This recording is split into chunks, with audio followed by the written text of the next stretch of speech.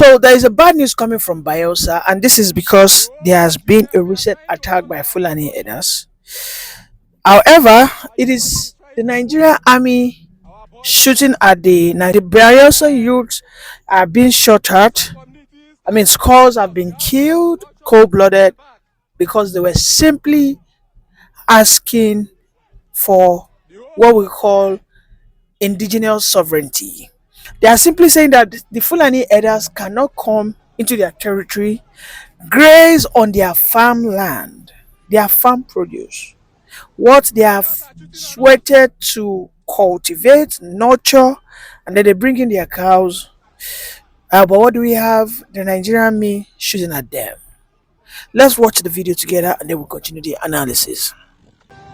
The Hausa community start the attack on us. We have no option than to repel back. The whole watch here.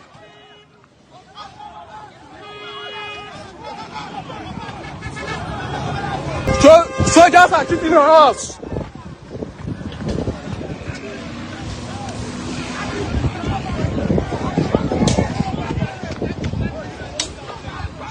Thunder fire you! Okay, welcome back. Now you can see that is just a snippet. There's a longer version which I will show at the end of the program. You see, I think I am beginning to see that Nigeria was never supposed to exist because the 99 constitution, the Nigeria as the way it is structured today, always seems to protect bad people, tyrants, terrorists, bloodsuckers. I mean, because why would a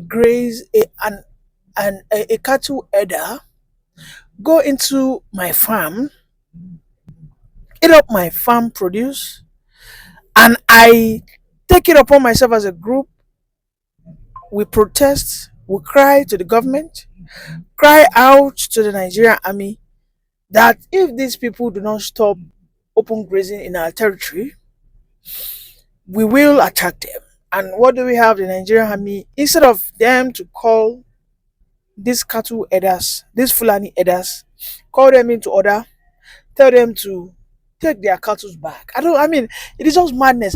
Is it a must for you to rear your cattle in my state? I don't understand. I have a serious problem to comprehend and understand what is going on. Are we in a country that is operated by the Fulanis, owned by the Fulanis, governed by the Fulani herders, and for the benefit of the Fulani herders? In another news, a soldier came out to express how he, as in, he was shocked when he got to a place where they were rehabilitating people, only for him to find out the Fulani terrorists that killed his colleagues, who have now said that they want to drop terrorism, and the government under Buhari regime rehabilitated these same people, and after some months they were given 2 million and a free home. I'll show you that one too, but let us continue with the issue of Bayelsa. I don't think we are in a nation that wants to protect the interests of other people. I think this Nigeria contraption is largely, structured to be in favor of the Northerners. I don't think any Igbo man can or any Yoruba man can go to the north and start grazing in his pigs in the mud on the street, because actually you can actually graze pigs. You can take pigs to a place where they can just have an open, open field where they just eat anything they like. Yes, you can actually do that.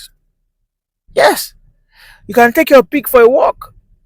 I don't think any man born of a woman in Nigeria that is not, it doesn't even matter whether you are born in the north or not. I don't think you can go to the north and say you want to try that bullshit. If you're not bearded, you will probably be stroked with canes until your ass bleeds.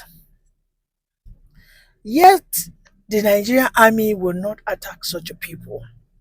But when we come out, we cry foul that there's absolutely something wrong going on. Why are the Fulani areas bringing their cattle all the way from, all the way from this thing? Why? What's going on? That why are they doing this? So these are the issues. Why would they come all the way from the north? They come from Zamfara, come from Sokoto, from Katsina, come from Kano. They come there with their cattle. Are they telling us there are no more farmlands, there are no more grasses in the north wherein they can raise their cattle? We would just want to eat cow meat, not be say we want make una come dey abrupt and disrupt our life in the south. No.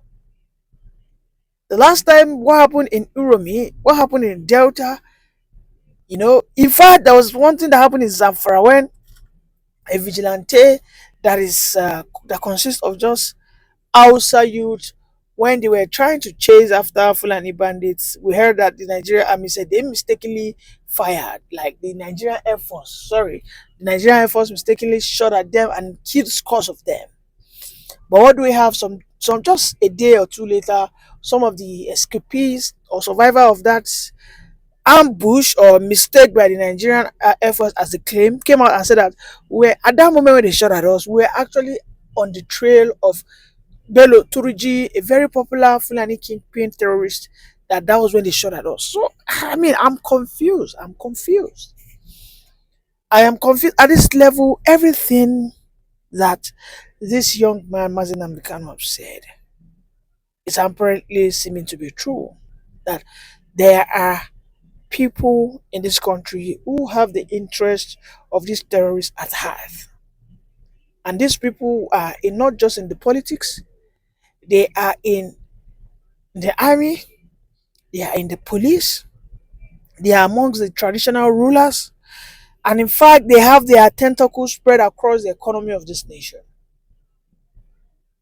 That it is just not a coincidence that these are strategic moves by the Fulani hegemonics to do everything possible to just grab the land of aborigines and send people out of their ancestral lands. I mean, I'm just running mad.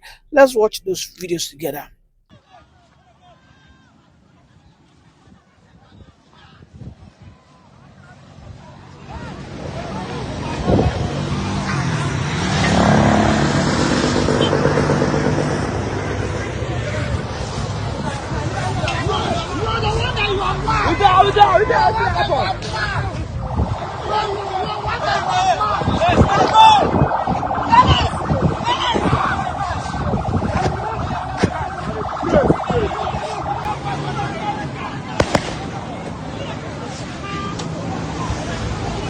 Soldiers are cheating on us.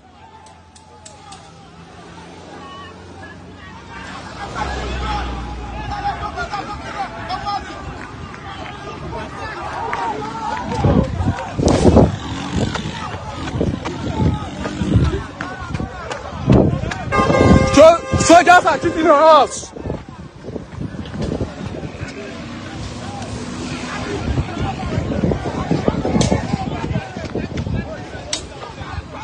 Thunder fire you!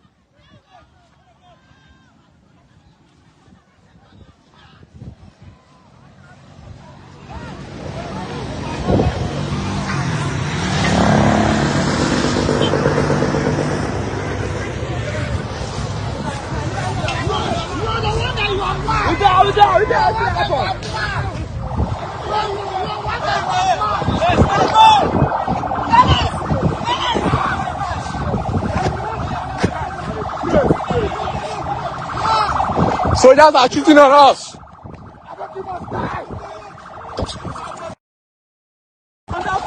Soldiers are cheating on us.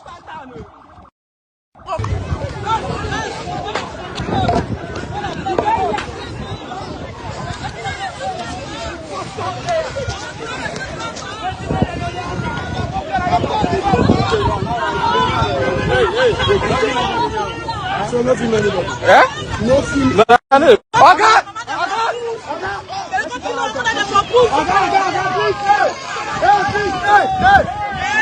Hey! This is not how to approach it. You mad? This is not the This is not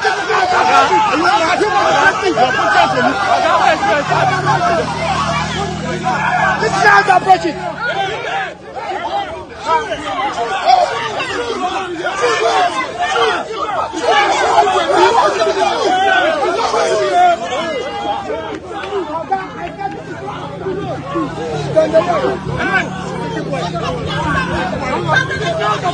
A soldier called me one day, one of my boys. He was crying. I paid money for his children's school fees and all that.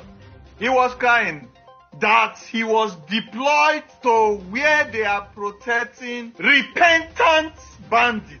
And he's seen the ones that killed his friends and his co-soldiers and colleagues.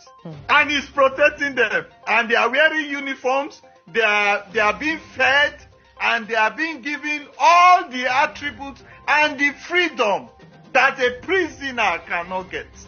Meanwhile, people that snatch a phone, 33 Nokia, from Oshodi, from somebody's pocket, they are in prison. Are still awaiting trial. Yes, but the deradicalized pass through this process. A ceremony is done, and they are given certificates and allowed to integrate into the society. When I say integrate into the society, it means that they all now have rights back to join any military, police, or any agency of their choice. And I told people that could listen then, I said, the only benefits for the radicalization process is to use that they are gathering as harvesting intelligence. If I gather those people together, I will put listening devices, I will give them their phones, I will put credit on their phones, I will give them access to communicate, I will begin to track all the things they are saying, the people they are calling, and I will be picking those people quietly and just take them to a separate place. And before you know, the ones you kept that you are doing the radicalization will give you enough intelligence to pick up the king's makers and the henchmen in the forest. And before you know, everything will be dying down.